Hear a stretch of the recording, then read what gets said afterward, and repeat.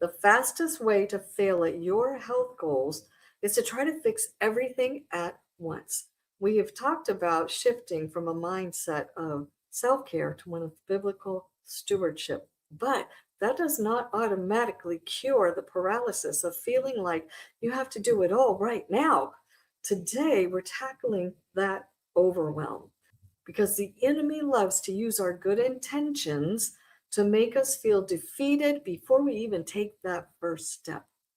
I'm Melissa at Holistic Christian Living, and there's this small piece of wisdom that keeps me sane, and it's life advice given many, many years ago by Elisabeth Elliot, and that is simply do the next thing. Looking at the long list of all the things we want to accomplish can cause us to freeze.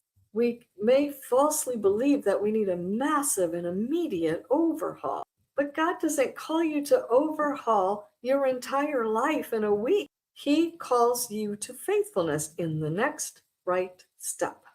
Jesus says in Luke 16:10a, the first part of that verse, he who is faithful in a very little thing is faithful also in much.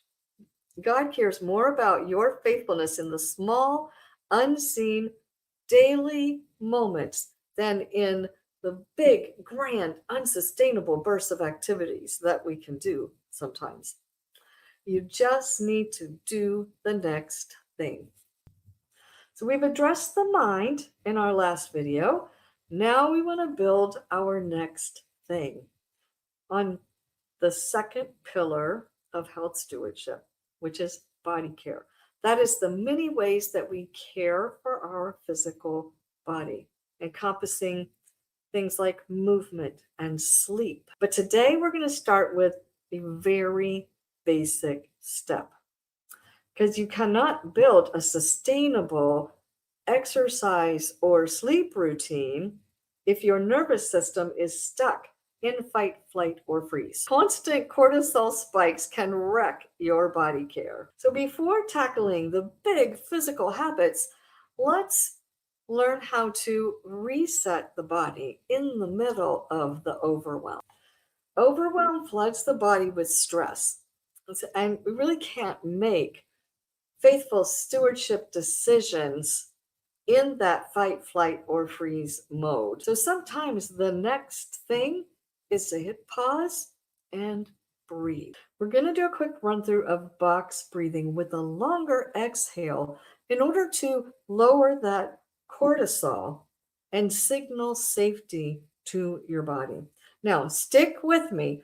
After we take a moment to breathe, I'm going to give you 3 strategies that come next in order to move forward. So box breathing is called that, so you can imagine drawing a box as you go around. What would be to inhale for 4 seconds of one side of the box, hold for 4 seconds, exhale for 6 seconds, and then hold for 4 seconds before going around the box again.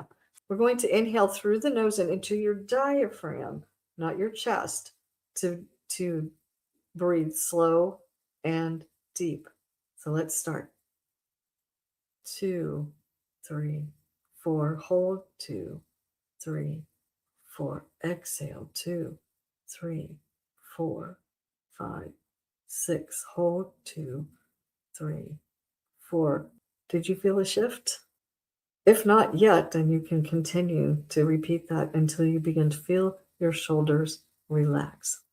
That is a reset, bringing your body back under control of your mind and submitting to the present moment. And once you have done that reset, you can move to these 3 micro habit strategies to help you move forward without burning out. You don't want to bring yourself back into that state of overwhelm again. So how can we do that? Number 1 is to start ridiculously small. For example, if you have not moved in months, maybe you don't want to start with a big hour-long workout. What if we start with just 5 or 10 minutes of simple movement? If you need to make some changes, rather than trying to overhaul your entire diet, Think about what's the one next thing that you can add. You need to be more hydrated, add another glass of water into your day. If you're trying to eat more vegetables, add another serving of vegetables at dinner. Make that bar so low that you can't skip it or forget it. Number two, track your wins. Okay, it's easy to set the goals. We need to keep track of the wins, each small thing. A really simple way to do that is just print out a calendar and put it on your fridge. And every day that you do your one small thing, put an X. And then work to not break the chain. What you're doing here is building the identity of someone who shows up. All right, number three is to practice self compassion when you stumble. Proverbs 24:16a tells us, "For a righteous man falls 7 times and rises again." He gets back up. Guilt says, "I am a failure."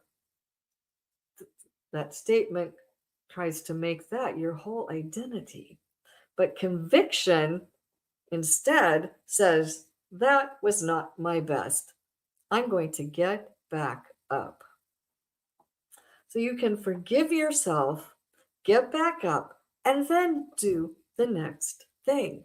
This is what it looks like to do your best and trust God with the rest, to not give up. So we've talked about renewing the mind and now how to reset with intentional breathing. There is a hidden factor draining your energy daily that has nothing to do with your mindset or your muscles. Next week, we're going to look at the third pillar of health stewardship, which is the toxins in our modern environment and how they impact our health as Christian women. Be sure and subscribe so you don't miss that, and I will see you in the next video.